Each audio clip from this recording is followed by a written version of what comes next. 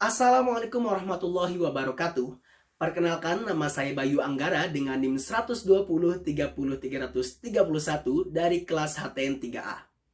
Bapak dosen yang terhormat, pada hari yang berbahagia ini, saya akan mengawali pembahasan pada pertemuan ke-1, yaitu tentang ekspektasi perkuliahan. Hemat saya, mengenai pertemuan pertama ini ialah sebagai bentuk perkenalan kita terhadap mata kuliah hukum tata negara. Harapan saya ke depan pada perkuliahan ini dapat memberikan manfaat berupa ilmu yang dapat diserap oleh mahasiswa. Kemudian pada pertemuan kedua, yaitu tentang pengertian, ruang lingkup, dan konsep. Pada pertemuan ini, kita awali dengan hakikat ilmu. Namun sebelum masuk ke dalam apa itu ilmu, mari kita cerna terlebih dahulu akan pengertian pengetahuan, yang dimana nantinya akan menjadi pembeda antara pengetahuan dan juga ilmu. Pengetahuan merupakan kemampuan menalar menggunakan panca indera, sedangkan ilmu merupakan pengetahuan sistematis dan objektif, yang dimana mencakup 3 indikator. Yang pertama ontologis, kedua epistemologis, dan 3 aksiologis. Berikutnya pembahasan hukum tata negara. Secara bahasanya, hukum tata negara dalam bahasa Inggris yaitu constitutional law, state law, droit constitutionnel dalam bahasa Prancis, dan Staatsrecht dalam bahasa Belanda. Dalam pengertiannya, hukum tata negara adalah kumpulan hukum yang mengatur organisasi negara, hubungan antara kelengkapan negara, baik horizontal maupun vertikal, serta kedudukan warga negara dan hak-hak asasinya. Dalam ruang lingkupnya, hukum tata negara ialah mencakup apa saja yang akan menjadi ruang lingkup pembahasan hukum tata negara. Adapun ruang lingkupnya ialah pertama organisasi negara, struktur pejabat negara, dan pembagian kekuasaan dan hubungannya seperti trias politika. Hubungan kajian hukum tata negara yaitu ilmu hukum, ilmu politik, hukum administrasi, sosial, dan juga ekonomi. Dalam sumber hukum tata negara yaitu pertama hukum internasional, peraturan perundang-undangan tertulis, nilai-nilai konstitusi tidak tertulis atau hukum adat, jurisprudensi peradilan, dan 5 constitutional convention, kebiasaan ketatanegaraan. 6 doktrin ilmu hukum yang telah menjadi ius communis ius doctrinum. Selanjutnya pembahasan pada pertemuan ketiga, yakni membahas asas-asas hukum tata negara. Asas-asas hukum tata negara dapat diartikan sebagai prinsip hukum tata negara yang berobjek pada negara. Sebelum membahas mengenai asas nih, diawali dengan pengkajian mengenai bentuk negara hukum yang dibagi menjadi 2, yaitu formal dan juga material. Secara formal, memiliki ciri khas individualisme dalam sifat ini. Diartikan negara memberikan kebebasan kepada masyarakat untuk melangsungkan kehidupan berbangsa dan juga bernegara. Yang kedua yaitu negara disebut sebagai penjaga malam. Dalam hal ini diartikan bahwa negara bersifat membebaskan dan tidak terlalu mendominasi. Yang ketiga ialah monopoli. Berbeda halnya dengan individualisme, dalam hal ini negara secara dominan dalam kehidupan berbangsa dan juga bernegara. Kedua ialah material. Kolektif bersifat kerjasama negara dengan masyarakat untuk menciptakan apa yang dicita-citakan bersama. Yang kedua ialah dominasi negara, yang diartikan negara bersifat mendominasi, yang dimana negara tidak memberikan ruang bebas kepada masyarakatnya. Ketiga, welfare state, yaitu cita-cita ideal. Dalam hal ini, negara menggabungkan 2 sifat material, yang dimana negara tersebut mengalami keseimbangan atau check and balance dalam menciptakan cita-cita bersama. Berikutnya, mari kita membahas mengenai azas-azas hukum tata negara. Yang pertama ialah azas negara kesatuan. Dalam negara kesatuan, sistem pemerintahannya bercirikan sentralistik atau kewenangan cenderung oleh pemerintahan pusat. Sedangkan negara serikat, kewenangan diberikan kepada setiap anggotanya dalam wilayah tersebut. Dalam asas negara kesatuan ada beberapa, yaitu asas desentralisasi. Kedua ialah dekonsentrasi, yaitu penyelenggaraan urusan pusat yang dilimpahkan ke daerah.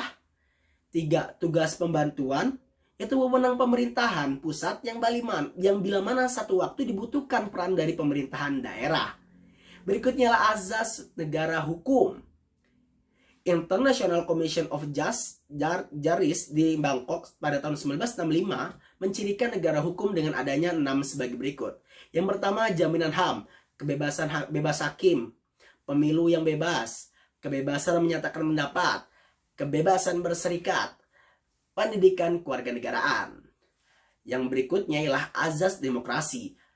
Afan Gofar menyebut indikator negara demokrasi ialah pertama, penyelenggaraan kekuasaan berasal dari rakyat, penyelenggaraan kekuasaan secara bertanggung jawab, adanya partisipasi langsung atau tidak langsung, rotasi kekuasaan, pemilu, kebebasan dijadikan hak-hak dasar manusia. Bapak dosen dan kawan-kawan yang berbahagia, selanjutnya pada pertemuan keempat saya akan membahas mengenai tipe dan bentuk susunan negara.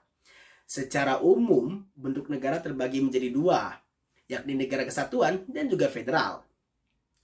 Dalam sistemnya, negara kesatuan memiliki ciri vertikal manajemen, seperti Inggris dan juga Jepang.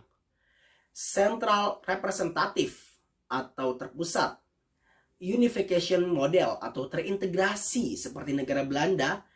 Mixed model yang merupakan model campuran seperti negara Prancis. Adapun karakter atau ciri dari negara kesatuan, yakni yang pertama ialah satu konstitusi yang berlaku, pemerintahan di tingkat pusat atau sentralistik, satu kewarganegaraan, satu pemerintahan lokal yang merupakan subdivisi pemerintahan pusat, dan yang terakhir dominasi pusat.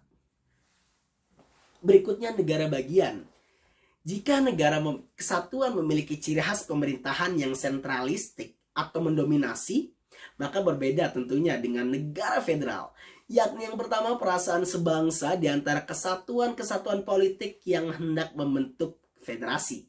Kedua, keinginan untuk membentuk ikatan yang terbatas dengan karakter yang menciri khaskan negara federal, yaitu yang pertama ialah satu wilayah negara terbagi atas bagian-bagian negara. Kedaulatan ganda, hubungan antara pemerintahan federal dengan pemerintahan daerah bersifat koordinatif atau kooperatif yang bermakna bahwa kewenangan bersifat eksklusif. Susunan pemerintahannya, kewenangannya untuk menetapkan perpajakan, kebutuhan kerja sama amat minimal. Selanjutnya pada pertemuan kelima saya akan membahas mengenai bentuk dan sistem pemerintahan. Yang pertama ialah bentuk pemerintahan. Yang satu, autokrasi atau yang lazim disebut sebagai autokrasi merupakan bentuk pemerintahan yang dikelola oleh seorang diktator yang mendominasi pemerintahan dalam suatu negara. Yang kedua ialah oligarki, merupakan bentuk pemerintahan yang dikelola oleh segelintir orang atau kelompok untuk menjalankan pemerintahan. Ketiga, monarki, merupakan bentuk pemerintahan yang dipimpin oleh seorang raja atau kaisar yang berdasarkan garis keturunan. Yang empat ialah republik, adalah bentuk pemerintahan yang dikendalikan oleh rakyat dan berasal dari rakyat demi kemaslahatan bersama. Berikutnya kita akan membahas mengenai sistem pemerintahan, yang dimana menurut pendapat Mahfud MD mengenai sistem pemerintahan diartikan sebagai sistem hubungan dan tata kerja antara lembaga-lembaga negara. Beliau juga membagi sistem pemerintahan terdiri dari sistem presidensial yang memiliki ciri-ciri. Yang pertama, kepala negara menjadi kepala pemerintahan atau eksekutif. Pemerintahan tidak bertanggung jawab kepada parlemen dan pemerintahan adalah sejajar. Menteri-menteri diangkat dan bertanggung jawab kepada presiden. Keempat, eksekutif dan legislatif sama-sama kuat. Dan sistem parlementer mengandung ciri-ciri. Pertama, kepala negara tidak berkedudukan sebagai kepala pemerintahan karena ia lebih bersifat simbol nasional atau sebagai pemersatu bangsa. Kedua, pemerintah dilakukan oleh sebuah kabinet yang dipimpin oleh seorang perdana menteri. Tiga, kabinet bertanggung jawab kepada dan dapat dijatuhkan oleh parlemen melalui mosi tidak percaya. Kedudukan eksekutif lebih rendah dan bergantung pada parlemen. Baik, kawan-kawan sekalian, pada pertemuan ke-6 saya akan membahas mengenai negara autokrasi dan juga demokrasi modern. Yang pertama ialah negara autokrasi modern memiliki karakter sebagai berikut. Yang pertama, sistem atau partai tunggal. Dua, menghimpun kekuasaan sebesar mungkin pada tangan negara sehingga mendominasi otoritas pada negara. Tiga, organisme yang dianggap sebagai suatu kesatuan yang mempunyai kepentingan sendiri serta kepribadian sendiri. Empat, penentuan wakil rakyat masih dominan oleh penguasa. Lima, eksekutif lebih dominan sehingga dalam kepemimpinannya bersifat otoriter seperti fasisme Italia, Nazisme Jerman, ataupun komunisme dalam Uni Soviet. Berikutnya lah demokrasi modern. Berbeda dengan autokrasi modern yang bertolak belakang juga dengan karakternya, demokrasi modern memiliki cirinya yaitu sistem multipartai, penyelenggaraan kekuasaan rakyat, kumpulan kesatuan daripada para individu, memiliki makna bahwa individu mempunyai peranan yang pokok yang harus menentukan dan mengusahakan kebahagiaan serta kesentausaan negara.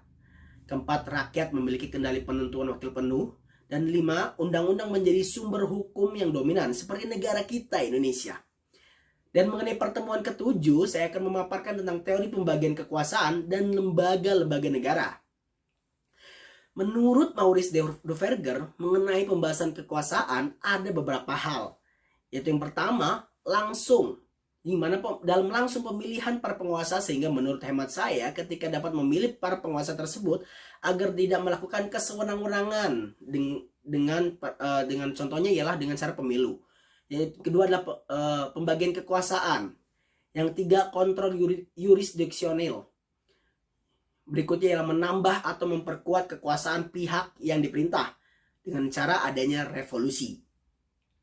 Berikutnya, pengendalian kelaliman pihak penguasa dari masyarakat, baik secara internal maupun eksternal. Berikutnya berupa tias politika. Teori ini muncul di Prancis pada abad ke-16 yang berfungsi sebagai fungsi finansi, justi, dan polisi. Berikut juga diperjelas oleh John Locke yang menjadi fungsi legislatif, eksekutif, dan federatif.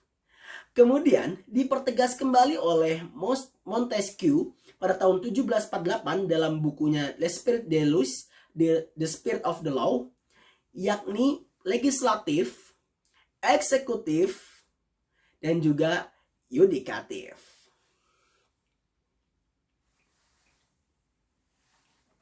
Baik, sekian dari review dari saya. Semoga video ini bermanfaat. Wassalamualaikum warahmatullahi wabarakatuh.